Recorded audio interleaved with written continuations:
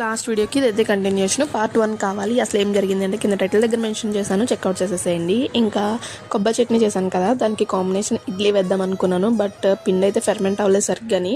So వేసినా కూడా అంత టేస్ట్గా ఉండమని చెప్పేసి ఊతుప్మా అయితే వేసేసాను అనమాట. ఇంకా మన ఛానల్ కనుక ఫస్ట్ టైం చూసేస్తుంటే సబ్స్క్రైబ్ చేయడం మాత్రం మర్చిపోవద్దు. ఇంకా ఇన్స్టాలో చూసేస్తుంటే ఫాలో చేసేసేయండి.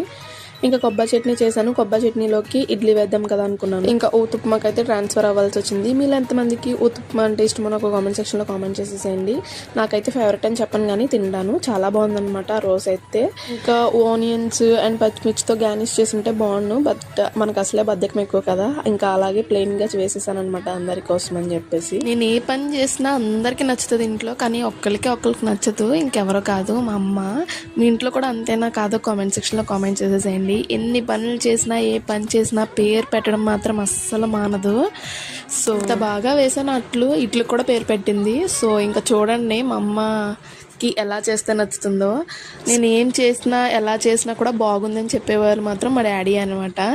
సో ఇంకా మా డాడీకి నేను అయితే అట్లు వేసుకుని తినేసాం. మా అమ్మకి అయితే నువ్వే వేసుకో, నాకైతే తెలియదు అని చెప్పేసాను. ఈ కొబ్బరి చట్నీ ఊతుప్పం కాంబినేషన్ ఉందబ్బా, చాలా అంటే చాలా బాగుంది, పుల్లగా అండ్ క్రంచీ కానీ.